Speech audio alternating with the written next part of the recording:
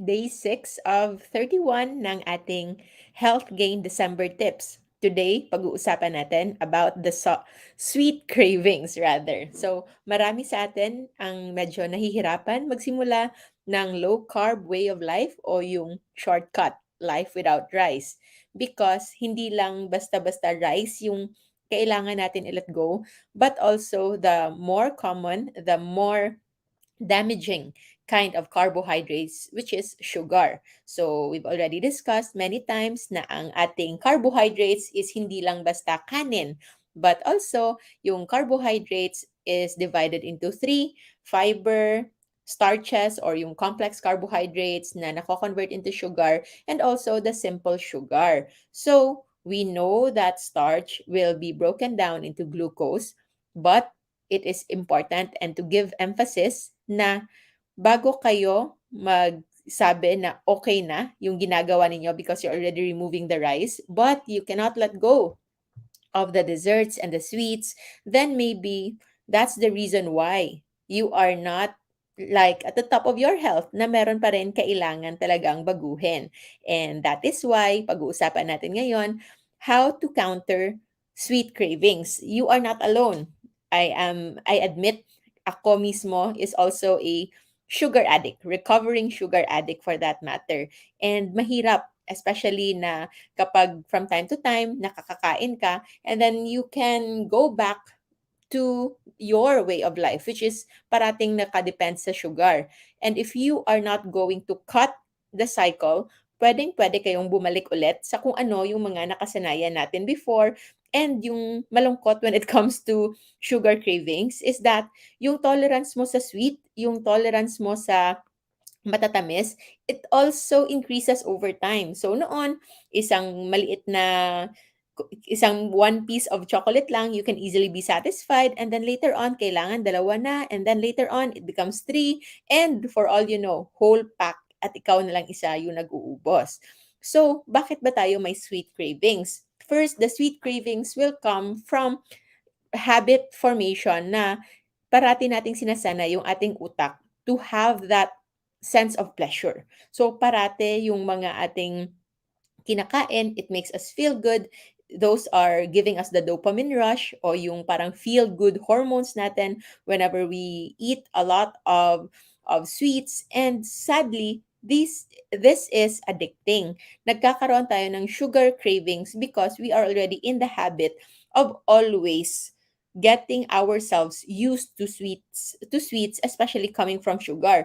So yung utak natin, it has its natural tendency to really look for sugar. Gusto talaga niya sugar yung parating nagfo-fuel because madali siyang ma-metabolize. However, since by nature hindi talaga tayo parating na-expose supposedly to sugar, we are only supposedly exposed to sugar once a year or yung harvest season lang talaga ng fruit-bearing trees. And nung mga panahon na yon, paminsan-minsan lang yon. That is including honey. If you are in the wild, okay na siguro or swerte na siguro if you can find a honey bee or a beehive in the wild once a year. And yun lang yon. By research nga, nakakakain tayo ng about only 20 teaspoon worth of sugar in a year. Now, sa the way tayong kumakain ngayon, we are already increasing to up to 150 pounds o parang isang sako na ba yon? 150 pounds more of equivalent of sugar in a year. So that's why sobra-sobra talaga. And when we are already bombarding our cells, our body with a lot of these sugar, yun nga ay nagkaka-result ng mga sakit na namomroblema sa atin ngayon. Diabetes, hypertension, cancer, tumors, allergies, especially mga autoimmune disease. That's the topic of our ongoing masterclass. And don't worry, kahit po nasa day 16 na kami ngayon, you are welcome to join, especially yung mga masterclass na already full and can be viewed anytime you want. So, how to address sweet cravings? If you have your own strategies, kindly put them in the comment section. In our title, it is The Salt Fix. Isa actually siyang libro ni Dr. James Nico, anong palido nga ni Doc James? siya yung author ng The Salt Fix. So, it is a quick hack kung paano ma-address yung sweet cravings. And it is effective because sa totoo lang, hindi naman talaga essential yung sugar. Kahit pa gustong-gusto ng utak natin na kumain ng matamis, but it is just a want. Gusto lang niya, but it is not a need. Ibig sabihin, we can survive, we can live even without eating sugar. As in zero sugar, pwede po tayong mabuhay. It's because kung meron mang energy fuel na makaka-function optimally yung ating katawan, it's actually not coming from sugar or glucose, but it can come from fats and proteins. Those proteins can be converted into fats and glucose because merong mga proteins na yung kanyang basic component would be the amino acids. And merong mga amino acids that are considered ketogenic, and there are also amino acids that are considered as glucogenic. So it is a very flexible fuel. That's why we want you to prioritize your proteins. And we, in the low carb community, hindi lang basta keto, because when you're doing keto, sobrang high fat yan, and if you don't know why you're doing keto, then maybe you are not supposed to do keto, because ketogenic diet is designed for specific causes. Like, say, for example, epilepsy. Intractable epilepsy sa mga bata. And even in adults, na yung mga epilepsy na hindi na nakokontrol ng gamot. Ketogenic diet was first discovered as a nutritional treatment para sa mga batang na merong intractable childhood epilepsy or childhood seizures. We will talk about that in another video. But now, you have to know na yung keto diet is not for everybody. Meron lang siyang specific uses medically. But low carb nutrition, general low carb nutrition, it can be done by anyone. Kasi yung ina-avoid lang natin sa low carb nutrition, primarily, we are making sure na mababa yung kinakain natin sa sugar, sa glucose, sa calories coming from carbohydrates, and we are focusing on foods that are more nutrient dense, more nutritious. At yung mga food na yun, mostly coming from proteins, fats, the healthy kind, yung natural kind, hindi gawa sa factory tulad ng canola oil, tulad ng rapeseed oil, rice bran, grapeseed oil, sunflower oil, to a point sesame oil, at kung ano-ano pang mga seed oils na kailangan mag-undergo ng sobrang daming processing, chemical and heat processing para lang ma-extract yung oil na yon. Those are no longer natural. If you have to cook with coconut oil, or kung meron kayong lard or tallow, those are better options. At kung bagay sa kinakain ninyo o niluluto ninyo yung butter or ghee, you can also use that. So, ang importante when we are doing into low carb is not just enough na low yung calorie coming from carbohydrates. That is just the start. Para lang siyang foundation.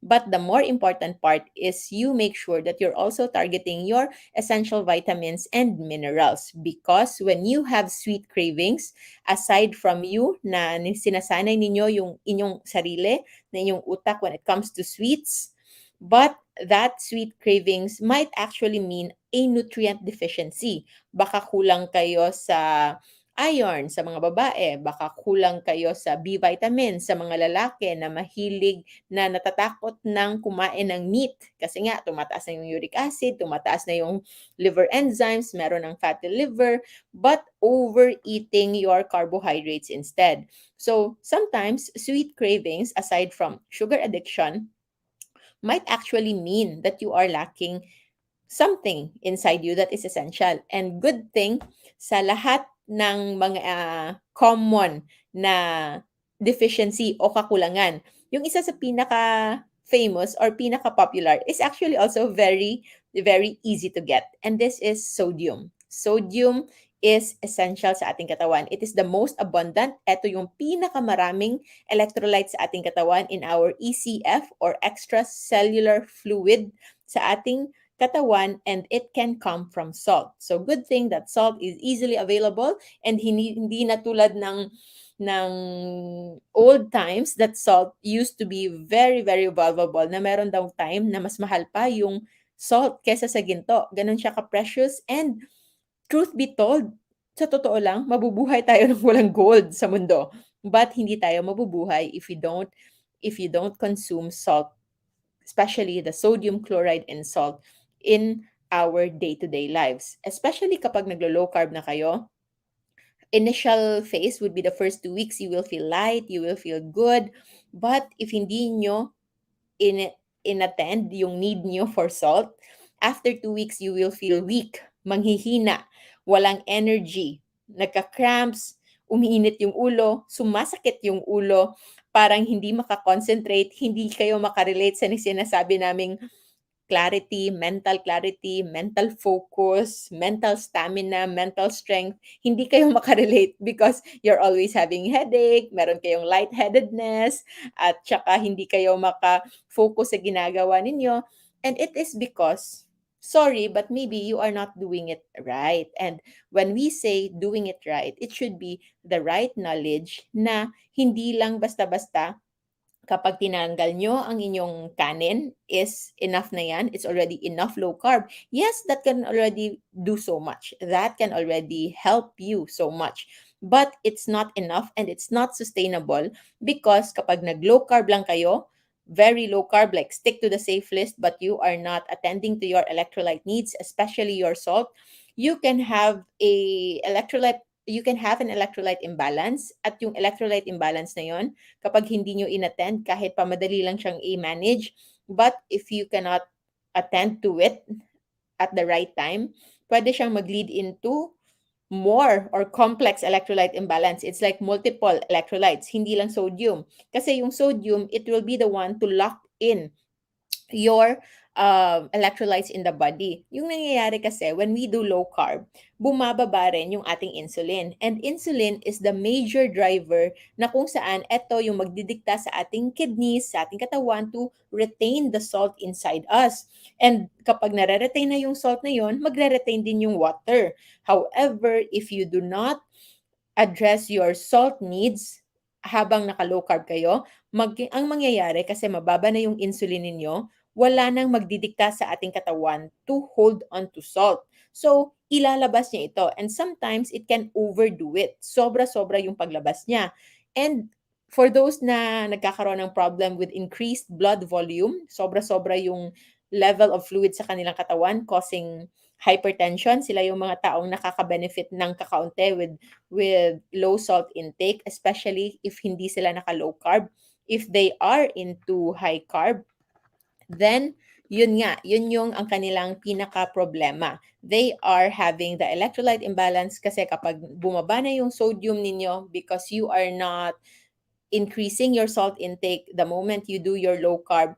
After that one, it will try to compensate, pati yung potassium, bababa na rin. So the potassium, kung titingnan nyo, yung normal values, for example, for sodium is nasa 130, 135, and then sa potassium, it would be 3.5 to 5.5, parang mababa, but they have this balance because potassium is like the counterpart of sodium pero sa loob ng cells. So it is the most abundant electrolyte in the ICF or intracellular fluid sa loob ng cells. And ito yung mas pinaka-importante. So yung asin, nasa labas siya ng cells. At kapag tama yung value ng asin sa iyong katawan, the potassium in your cells inside will also be retained inside kasi nakabalance. But the moment na babagsak yung ating sodium sa katawan, sa loob ng ating ECF, extracellular compartment, it will try to compensate kasi they act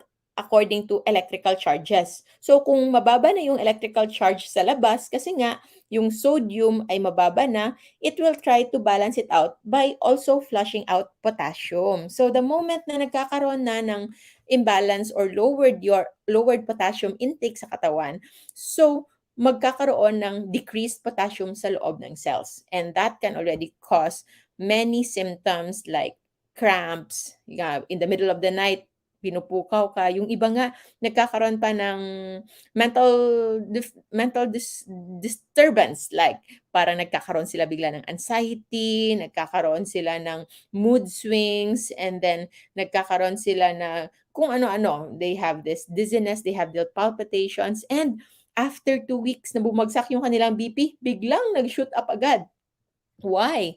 It's not about lowered blood volume. It's not about inflammation, but it is about compensation ng ating katawan. Kasi nadedetect niya na sobrang baba na yung asin ng ating katawan, sobrang baba na yung sodium natin. So it will actually dictate our arteries to constrict so that para tumaas yung pressure, and it can overcompensate aside from yung erroneous, yung parang nagiging ano ba, parang nagiging merong short circuit, sobrang at risk yung puso natin because our heart is a muscle na acting as one. So that's why when it beats as one. Kapag merong part ng heart natin na hindi nagbi-beat as one, that is already causing the problems of parang tendency niyan yung magkakaroon siya ng dysfunction, and kapag sobrang hina, hindi synchronize yung pagbeat ng heart, so it will not be efficient to pump the blood. So magkakaroon kayo ng symptoms na parang heart failure. And that is why kapag sobrang baba yung potassium ng mga very konti lang naman, yung mga taong at risk because they already have conditions, meron na silang mga iniinom na gamot, and then nakita nila yung videos and bigla silang nag-low carb kahit sinasabi sa kanila na wag magsimula kapag hindi nakapagkonsulta properly with your physician, with your trusted physician, or with our low carb physicians, or ask guidance and also ask some help talaga sa professionals on how to do it right, then merong mga iisa o dadalawa na mapupunta talaga at risk, and it's because of too low potassium. And that too low potassium, hindi siya maa-address lang na sasabihin mo lang mag-high carb ka ulit, because when you do that, you're actually just doing like a band-aid technique. You are not addressing the root cause. Kailangan when you address it to the root cause, alam mo talaga, and that potassium na pagbagsak is just secondary sa pagbagsak ng iyong salt.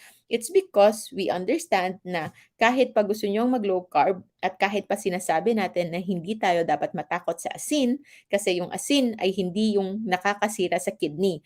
It is the sugar, it is the too much uric acid, it is the inflammation that's damaging the kidneys, and then the moment na damage na yung kidney, that's already the time na hindi na siya makatolerate ng salt. But it is not the salt that damaged the kidneys in the first place. Gets? Klaro ba yon? So, it's the same thing actually with even fats, no? The fats in our body, the fats in our fatty liver, sa nagkakaroon ng gallbladder polyps, nagkakaroon ng gallbladder sludge. Yes, it is because of too much cholesterol na nandyan, too much fats, but it is not actually directly because of the fat that we eat, but it is because of the insulin that is spiking, that is demanding our body to stock or to not use the fats at i-build up lang niya sa ating katawan in the form of blood lipids or in the form of visceral fats or in the form of fatty liver or in the form of tumors, polyp formation. And dahil yan sa, can you guess? Of course, among the three macronutrients, it is the carbohydrates that will spike the insulin. That's why yan yung rason na kahit pa may fatty liver ka, before you consider really limiting your fats, because yes, you still need to limit your fat intake, but you have to first prioritize limiting your carbohydrates. And it can start with the right mindset, and that right mindset can start by knowing and addressing bakit kayo merong sweet cravings. Kung meron kayong sweet cravings, try to think what's lacking. Unang gagawin, uminom ng tubig, because sometimes dehydration with water, baka kulang ka lang ng tubig, but our body, our brain can no longer remember. When it feels like it needs something, yung naiisip niya is yung last most pleasurable thing na kinain ninyo. And sometimes because we were used nga to eating all of these sweets, yung matamis talaga, especially if nakahiligan na natin, yun yung unang papasok sa ating katawan. Without knowing that baka tubig lang pala yung kailangan. So, I also have water here. So, eto lang, parating refill na lang to. So, kahit anong water, that's okay. If you can find mineral water, that's also okay. Kahit nga tap water yung nasa gripo lang, as long as it is potable, that is okay. What you can do is, wag lang itong inumin directly. You can do an overnight water. So, that water and then leave lang open, make it in a clean area na wala namang napupuntang mga langaw at kung ano, so that the chloride, the chlorine can also evaporate, and then the sediments can settle down kung meron mang sediments. And then by the next day, you can already drink that. Maybe 80% na nasa taas na tubig, you can already safely drink that, because most of our water actually is really potable. Kahit yung sa Bacolod, when we had one tested, yung direct na water, it was considered safe, and really, it was safe for drinking. And kaya nga lang, water refilling station is a very good business. So yeah, kaya tayong lahat nasanay na umiinom ng tubig na galing talaga sa water refilling station, and we are always wrongly labeling it as mineral water. Kasi sadly, yung mga water natin ngayon in those refilling stations are all purified or distilled water. So kinuha na nila yung minerals. That's why we are usually at risk of electrolyte imbalance, especially if we are not eating the right foods and we are afraid of salt. So we can talk more about salt on another time, but salt fix for sweet cravings is one of the very good fix. Try nyo lang, walang mawawala sa inyo. The next time you have sweet cravings, kumuha lang ng pinch of salt, ilagay sa inyong dila, and then pwede nyong nguyain. But if you don't like the experience of taking salt, you take water, and then you flush it out, and then give it 5 minutes. Give it 5 minutes. It will be okay. A good friend of mine tried it, and then yes, it curbed his craving for 30 minutes. But after that one, gutom pa rin siya. So maybe I said, baka nutritionally hungry ka na talaga. And true enough, he was already fasting for almost 24 hours. So he already broke his fast. So ganun yon. Other ways to deal with sweet cravings is something bitter. So ano yung bitter na yon? It can be coffee or 95%, 85% dark chocolate. Kakaunti lang. So that can already solve your sweet cravings. For me, yung pinaka-effective talaga for me to address my sweet cravings is salty and sour. So, mahilig kasi ako sa maasim. So, if I have vinegar there or if I have lemon, and then lalagyan ko lang yan ng asin, nawawala yung parang punch na smell or taste ng vinegar o ng lemon. And then it becomes neutralized at sobrang sarap. Parang naglalaway ako to think about it. So yun, sour, sweet, no, sour, salty, and bitter can be your options when it comes to sweet cravings. But of course, try to think baka kinukulang na talaga kayo sa nutrients.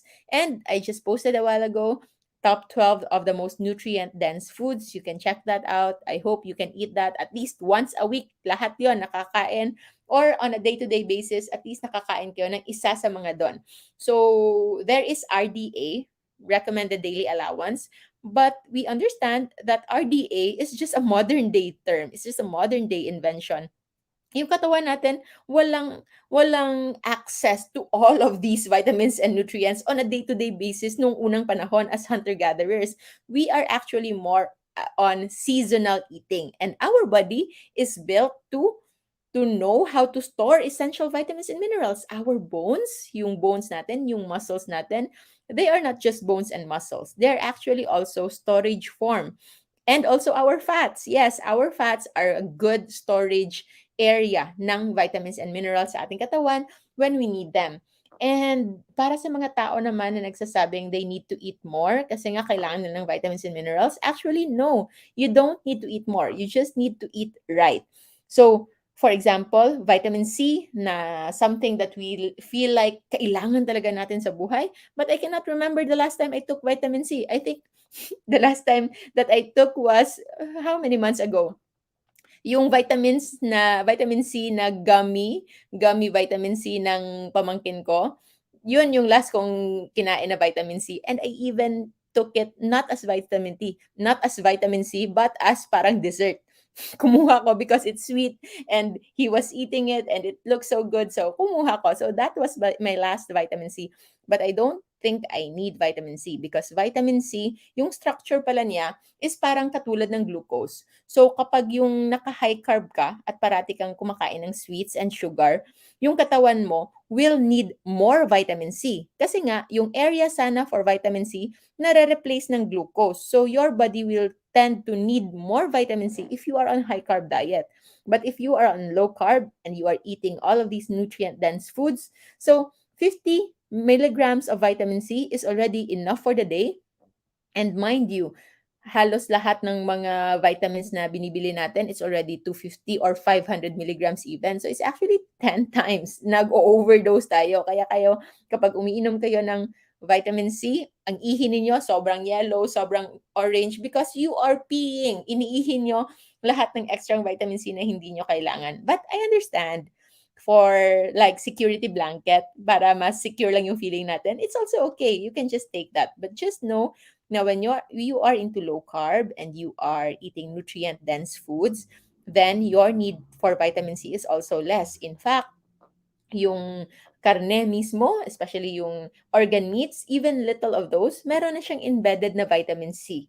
Nawawala lang yung vitamin C because it is a fluid or water-soluble vitamin. Hindi na siya nakikita if you are eating dried foods like dried na isda, dried na parang yung tapa, yung dried na anything. Okay? So if you are eating dried food, so nawawala yung water-soluble vitamins. So, yun lang yun. But other vitamins and minerals are also there. So, you can have green leafy vegetables, you can have bell peppers, most of the vegetables na low carb, meron naman yung naka-embedded na vitamin C, ascorbic acid. And mostly, you don't need so much. So, wag kayong matakot. And that's just that. We don't need to be fixated sa vitamins and minerals because hindi nyo talaga kailangang isipin as long as you make sure that you stick to the safe list and you are eating until you are satisfied and you are avoiding foods that are inflammatory and foods that can make you crave more. Sabi nga nila, if you tend to crave for that food, then maybe you should not eat that because supposedly kapag nagki-crave kayo and it's not making you feel good after you eat it, so baka addicting food lang yan. Yung tawag dyan, mga highly palatable foods. Because real food, for example, a steak, yes, we may crave steak from time to time, pero hindi siya umaabot sa point na parang punong-puno na yung tiyan mo.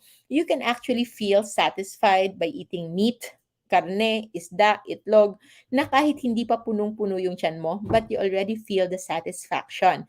And that is satiety. So satiety is different from just the pleasure of eating. So iba yon. That's why strive to have foods that are highly satiable or yung nakakasatisfy sa inyo and not the hyper palatable foods yung nakakapagpa-crave sa inyo, yung gusto mong kumain lang ng kumain because those foods are mostly triggering your pleasure center in the brain and not your satisfaction center in the brain.